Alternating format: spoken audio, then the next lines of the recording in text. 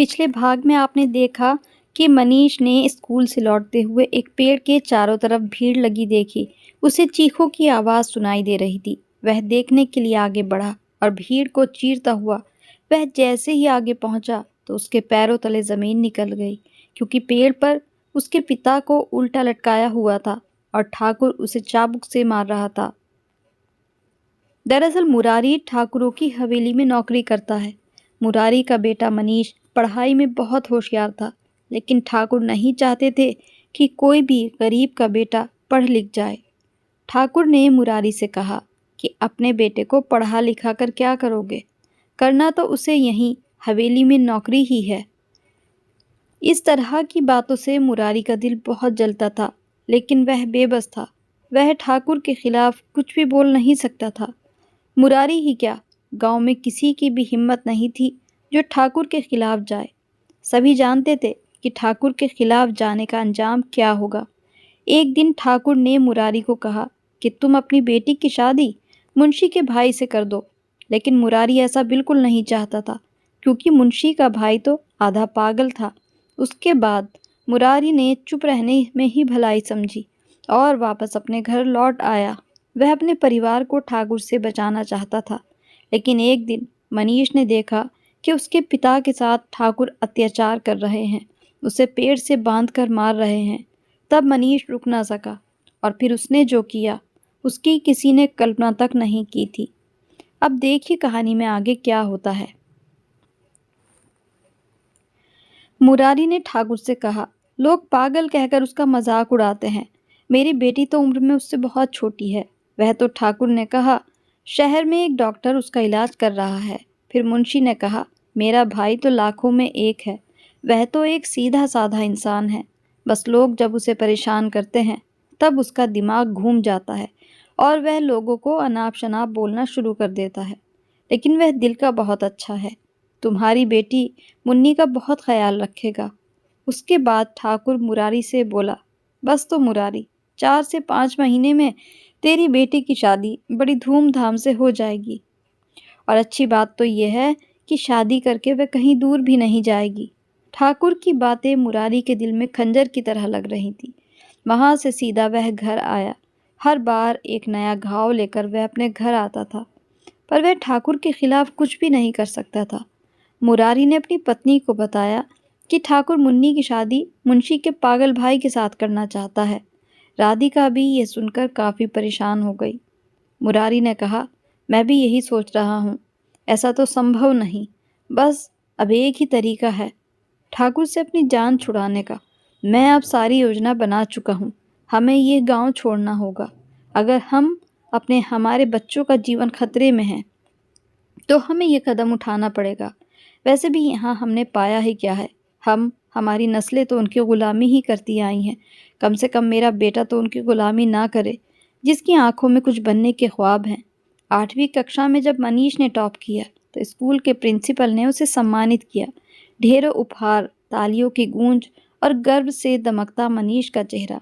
पर किसे पता था कि आज उसकी ज़िंदगी एक ऐसा मोड़ लेगी जिसे सोचकर आज भी उसका दिल कांप उठता है।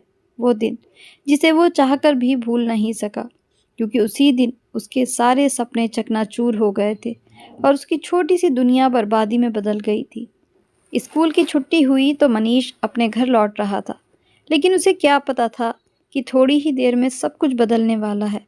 जब स्कूल से छुट्टी हुई तो मनीष वापस घर आ रहा था।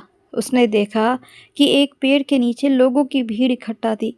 वह लोगों को चीरता हुआ आगे जाना चाहता था, लेकिन भीड़ इतनी ज़्यादा थी कि वह आगे नहीं बढ़ पा रहा था। पर तभी उसे किसी की चीख सुनाई दी। वह भीड़ को पीछे धकेलता हुआ आगे बढ़ा। जब वह आगे पहुंचा तो जो उसने देखा वो देखकर थर-थर कांपने लगा।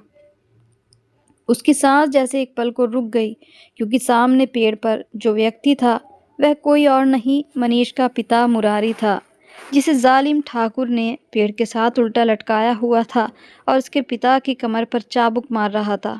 लोग मनीष ने ठाकुरों की मिन्नतें की, उनके पैरों में गिर गया, लेकिन उसने पाँव की ठोकर से मनीष को दूर फेंक दिया।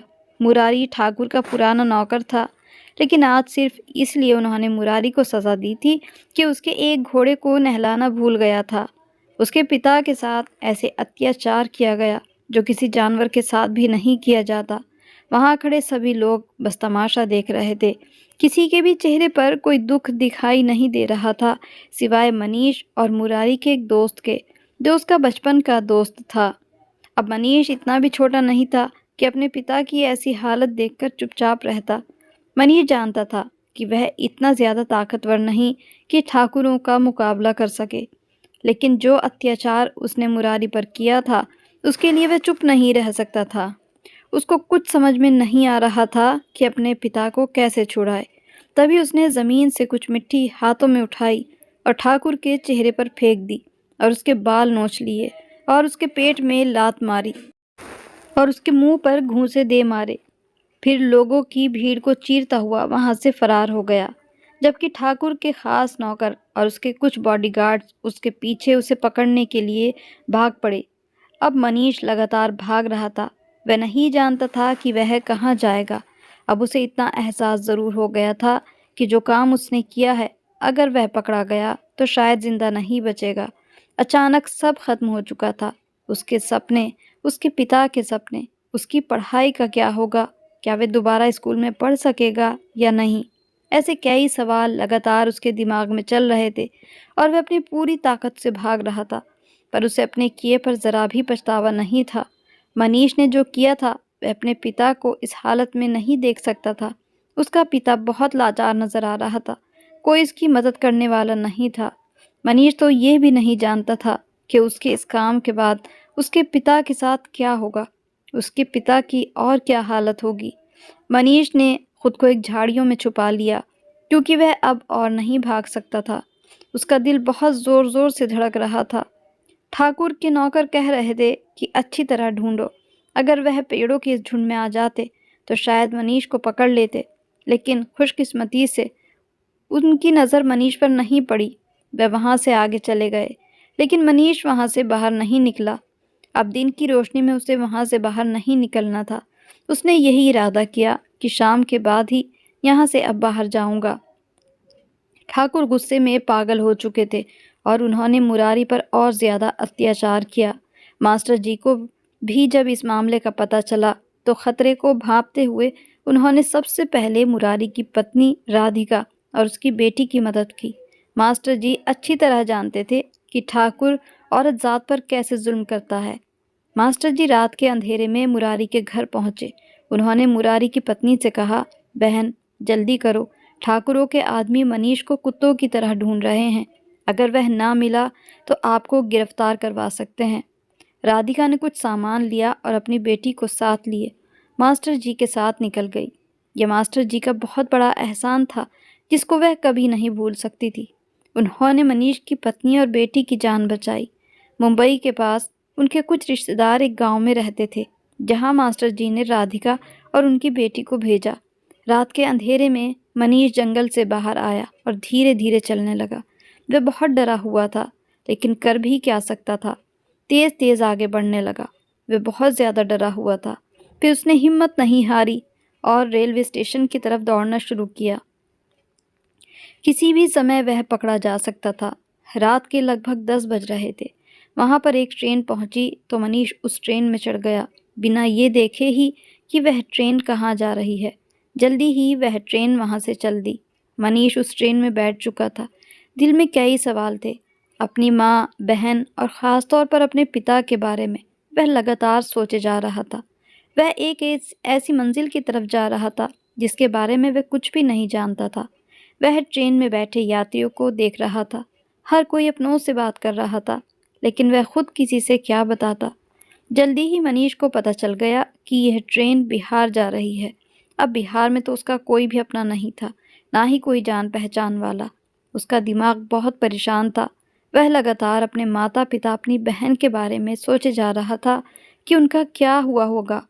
रास्ते में उससे टिकट मांगी गई तो उसने टीटी के आगे हाथ जोड़कर कहा कि मेरी जेब खाली है, मेरी जान खतरे में थी, और उसको सारी बात बताई। टीटी एक अच्छा आदमी था। उसने जब मनीष की आंखों में आंसू देखे तो बैठने के लिए एक सीट दी और कहा, जब स्टेशन पर उतरना तो कहीं जाना मत। तुम्हारा तो उधर कोई जानने वाला भी नहीं है। मुझे जितना हो सकेगा मैं तुम्हारी मदद ज़रूर करूँगा। मनीष के दिल को थोड़ी सी तसल्ली हुई। वह पटना पहुंचा तो टीटी, जिनका नाम राजीव था, वह मनीष को एक होटल पर ले गए। उसने वहां पर उनसे कुछ खाना खिलाया और फिर एक आदमी को फ़ोन किया और कहा कि मेरे साथ एक मेहमान है, तुम इधर आओ। थोड़ी ही देर गुजरी थी कि एक प्रेमनाथ नाम का आदमी आया। टीटी ने उस आदमी को, जिसका नाम प्रेमनाथ था, मनीष के बारे में सारी कहानी बताई और कहा कि इस बच्चे का ख्याल रखना। प्रेमनाथ ने मनीष के सिर पर प्यार से हाथ फेरा और उसे अपने साथ ले गए। उनका छोटा सा घर था जहाँ वे अकेले रहते थे। दूसरे दिन प्रेमनाथ मनीष को एक डॉक्टर साहब की बड़ी सी कोठी पर ले गए, जिसके बंगले पर वे माली का काम करते थे। मनीष को काम दिलवाने के लिए कहा।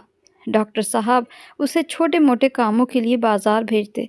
उनके लिए सब्जी, फल और रोज़ की ज़रूरतों का सामान लेकर आने का काम अब मनीष का था। डॉक्टर साहब ने मनीष के रहने का बंदोबस्त किया। वह मनीष की मेहनत से बहुत खुश थे और उन्होंने अपनी कोठी में से ही एक कमरा मनीष के रहने के लिए दिया। एक दिन वह बाहर से आ रहे थे। उन्होंने मनीष को एक पुराना अखबार पढ़ने में व्यस्त देखा। डॉक्टर साहब मनीष को इस तरह गहराई से पढ़ाई करते हुए देखकर मुस्कुराए और कहा, पढ़ना चाहते हो? तो मनीष ने कहा कि हाँ, मुझे पढ़ने का बहुत शौक है। बस इस तरह फिर से मनीष की पढ़ाई दोबारा शुरू हो गई। डॉक्टर साहब बहुत प्यार करने वाले और दयालु व्यक्ति थे। मनीष को उन्हें और ज़्यादा जानने का मौका मिला और उनसे काफ़ी कुछ सीखने का मौका भी मिला। मनीष अपने कमरे में सो रहा था। आधी रात का समय था जब उसे डॉक्टर साहब के कमरे से किसी के रोने की आवाज़ आई। वह काफ़ी परेशान हुआ। एकदम से अपने कमरे से बाहर निकला। डॉक्टर साहब के कमरे में झांक कर देखा तो वह लगातार रो रहे थे। उस कमरे में यूं जाना उसे सही नहीं लगा, तो वह वापस अपने कमरे की तरफ लौटने लगा।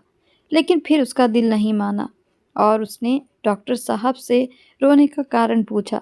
तो वह उसे अपने पास बिठाकर कहने लगे, बेटा, ज़िंदगी में कोई भी फैसला सोच समझ कर करना। किसी बड़े पद पर होना इंसान के लिए उसकी बहुत बड़ी परीक्षा होती है। ज़िंदगी में एक बार मुझसे एक गलत फैसला हुआ था।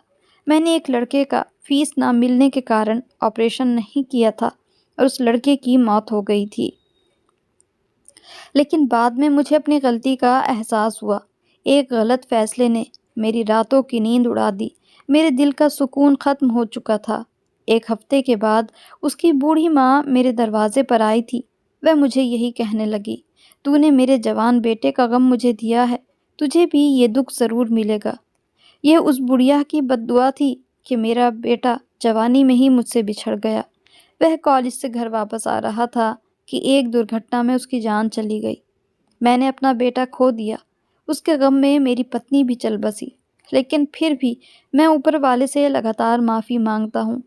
समय आगे बढ़ा। डॉक्टर साहब की मेहरबानी से मनीष ने अपनी पढ़ाई पूरी की और एसपी में भर्ती हुआ। तो डॉक्टर साहब की खुशी का कोई ठिकाना नहीं था। वे बहुत खुश थे और उन्होंने मनीष को कहा, जो सपना मैंने अपने बेटे के लिए देखा था, आज तुमने वह ख्वाब मेरा पूरा किया। अब मनीष के पास पावर थी। वह 10 साल के बाद अब तैयार था अपने गांव लौटने के लिए। लेकिन वह अकेला नहीं था। वह उस गांव के थानेदार के साथ ही उस गांव में गया था। जालिम ठाकुरों ने उसके पिता को कुत्तों के साथ बांधा हुआ था। पिछले कई साल से वह मुरारी के साथ हैवानों जैसा सलूक कर रहा था। मनीष ने सारे ठाकुरों और उसके आदमियों को गिरफ्तार करवाया और उसको जेल की सलाखों के पीछे डलवाया, जिसने मनीष के पिता पर अत्याचार किया था। मनीष ने मास्टर जी का धन्यवाद किया, जिन्होंने उसकी बहन और माँ की सुरक्षा की। लेकिन अब मुरारी अपने बेटे मनीष को नहीं पहचान रहा था। 10 साल से जो अत्याचार वह झेल रहा था, उसका दिमाग सही नहीं था। लेकिन मनीष रो रो कर अपने पिता से कहता, मैं आपका बेटा मनीष, देखो मैं एक पुलिस ऑफिसर बन चुका हूँ पिताजी। लेकिन अब मुरारी उसे कोई जवाब नहीं देता, बस चुपचाप खाली नज़रों से उसे देख रहा था। मनीष उसे तुरंत शहर के अच्छे हॉस्पिटल में लेकर गया और उसका इलाज शुरू करवाया। उसके बाद अपनी माँ और बहन को अपने पास लेकर वापस आया। गुजरते समय के साथ उसके पिता की मानसिक हालत बेहतर होने लगी। अब उसे धीरे-धीरे सब कुछ याद आ गया। मुरारी अपने बेटे मनीष को गले से लगाकर बहुत रोया। मनीष का बिखरा हुआ परिवार फिर उसे वापस मिल चुका था। तभी डॉक्टर साहब ने उसके कंधे पर हाथ रखा और उससे कहा, हमेशा सताए हुए इंसान का साथ देना, कभी उनको अकेला मत छोड़ना और जालिमों को कभी माफ़ ना करना। इसके बाद मनीष अपने पिता को गांव वापस लेकर आया और अब उसने गांव की तरक्की के लिए बहुत सारे काम किए। अकेले ये सब संभव नहीं था। डॉक्टर साहब ने एक संस्था बनाई जिसमें उनके कई दोस्त और जानने वाले शामिल थे और मनीष की लगन और डॉक्टर साहब की सहायता से गांव के लोग बहुत खुशहाल हो चुके थे और उनके बच्चे पढ़ लिख कर बड़े-बड़े पदों पर बैठ गए थे। यह सब पलक झपकते ही नहीं हो गया था, बल्कि कई सालों में ये सारे काम पूरे हुए थे। ठाकुर के लोगों ने मनीष को रोकने की बहुत कोशिशें की, लेकिन मनीष सतर्क था। मनीष ने अपने एक पत्रकार दोस्त की सहायता से, जिसके पिता एक जज थे, ठाकुरों को जेल से बाहर नहीं आने दिया और उन्हें उम्र कैद की सज़ा हुई। अब गांव में से ठाकुरों का राज खत्म हो चुका था। तो ये थी हमारी आज की कहानी। कहानी आपको कैसी लगी कमेंट बॉक्स में बताइएगा ज़रूर। कहानी अच्छी लगी हो तो इसको लाइक और शेयर ज़रूर कर दीजिएगा और साथ ही मेरे चैनल पर नए हैं तो इसको सब्सक्राइब भी ज़रूर कर लीजिए और मुझे अपना पूरा सपोर्ट दें। मेरा चैनल बहुत डाउन जा रहा है, कहानियाँ अच्छी हैं पर मुझे लाइक भी बहुत कम मिलते हैं। मेरी समझ में नहीं आता कि मैं और क्या करूं, इसीलिए मुझे कमेंट करके आप सजेस्ट कीजिएगा। जो भी आपके सुझाव हों मेरे लिए बहुत मायने रखते हैं। मेरे चैनल को ग्रो करने के लिए मेरी हेल्प कीजिएगा प्लीज़। तो फिर मिलते हैं ऐसी ही कहानियों के साथ, तब तक के लिए good bye and thanks for watching.